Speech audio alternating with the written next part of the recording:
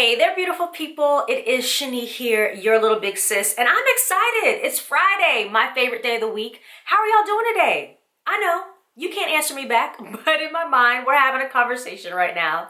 I hope that you all have had an amazing week, and welcome back to Always Keep the Faith Fridays, where I do my best to give you a little bit of a motivation and a little bit of encouragement coming off of your week into the weekend. So today I just wanted to share a little bit of a personal story. Growing up, my family had me go to a Christian private school from preschool to 8th grade. And I know that it was very much a sacrifice for them, but it was really important for them to just allow me to be able to have that experience. And I think it gave me a little bit of just an interesting way to see how the world works, and also that, Christian influence in my schooling for those first 8 years, which I think are really pivotal years in someone's growing up.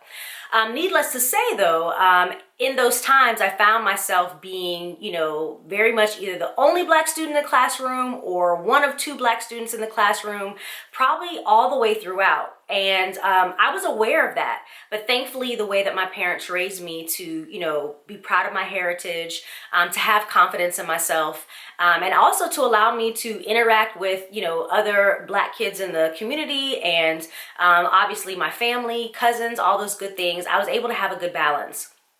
But I'll never forget, there was one incident that took place in 8th grade that, for whatever reason, really stuck with me.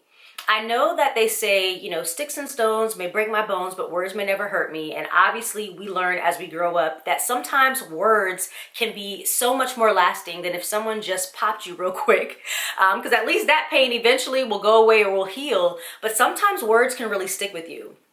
And I'll never forget, I was in my 8th grade class. At this point in time, I was the only Black girl, and I believe the only Black person in my graduating 8th grade class. I don't remember how many students were in my class at that time, but there were a couple hundred kids at the school. But on the middle school side, I was probably one of maybe 3 or 4 Black students in the entire middle school at that time. And we had 2 guys in class, one that I was actually cool with. His name was Cameron. The other one, I honestly don't remember his name, and we weren't necessarily that cool, but he was kind of the kid who was the class clown, also the bully, kind of seen as a cool kid, even though I'm not really sure why exactly. But I think it's because, he was a bigger kid. He was intimidating. He probably was held back a time or two. No shade. I'm just saying he was kind of big for his age now that I think about it. And, a lot of people gravitated to him, and a lot of people saw his influence as important, or what he said as important. Me, not so much. But, it is what it is.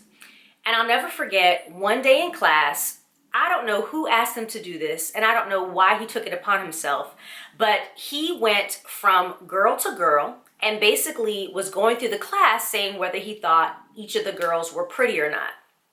And I remember I was probably towards the end of what would be kind of like the rows of classes, cringing at what he was going to say when he got to me. And of course he'd get to this girl and say, oh, well, she's pretty, or this girl she's all right, or ooh, this girl is not, whatever the case may be. So I'm sitting there knowing that I'm the only Black girl in this class and just kind of holding my breath a little bit, probably kind of being ready to be either on the defense or being ready to just not know what's going to happen. And when he gets to me, he says, Shani would be pretty if she was a white girl. Oh.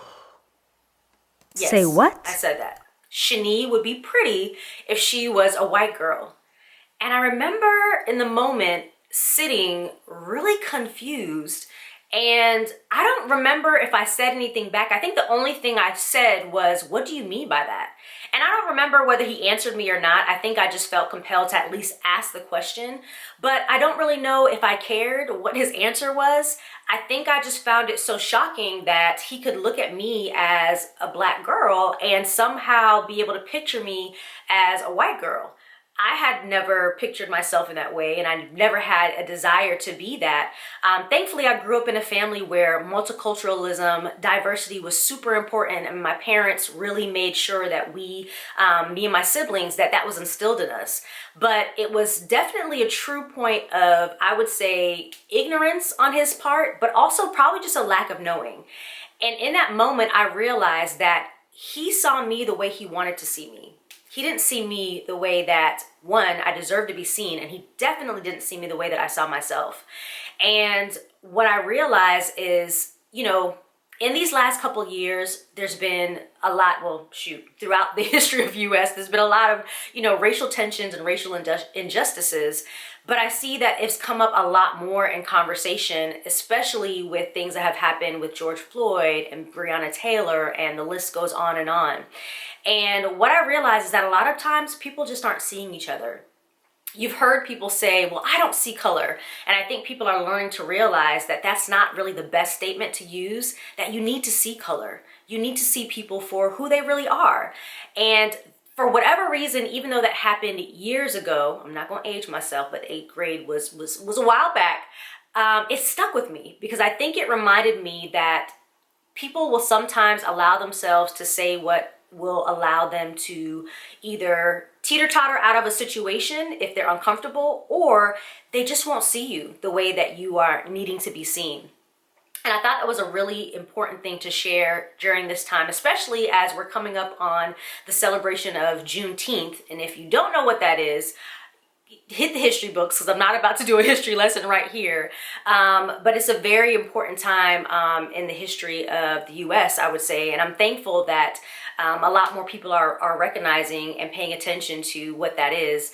And I really hope that people will take the time during this time of year, and even just in general, to take more time to see each other the way that we really truly want to be seen and should be seen.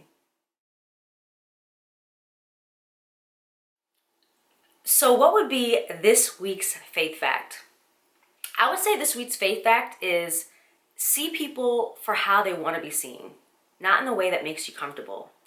And I know that that's really hard because at the end of the day, we live in a world that truly is a melting pot, a rainbow, different colors, different ethnicities, different religions, different ways of thinking. And I'm not saying that you necessarily have to completely agree with everybody that may be different from you. That's just impossible. That's not the world we live in. And I think our world is better because of that, because if it wasn't for differing opinions or different perspectives, certain things may not get done. But I do think it's important to be able to see somebody in the way that they would like to be seen, and acknowledge that.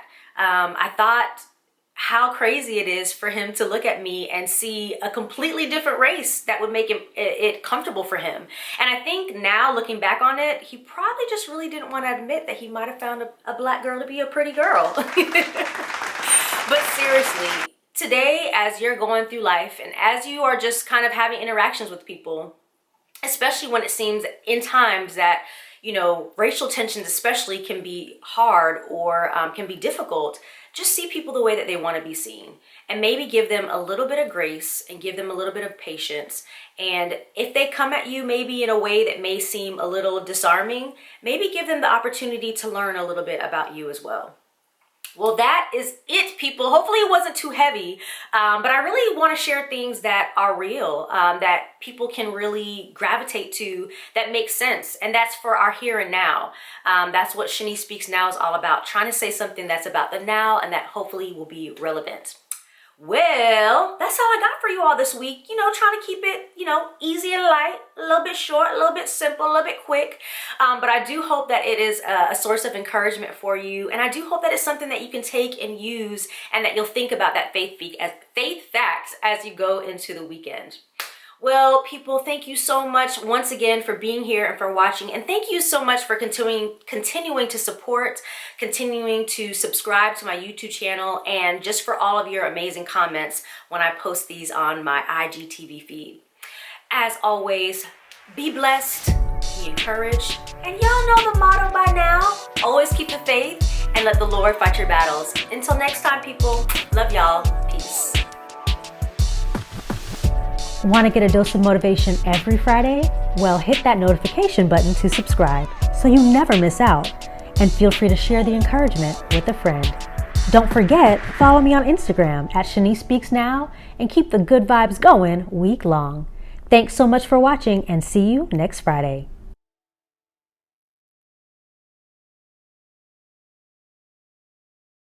Oh yeah, it's 8. It's Friday, it's Friday, hey, hey, hey, hey. It's Friday, it's Friday. I don't know what the shimmy is, but I like it.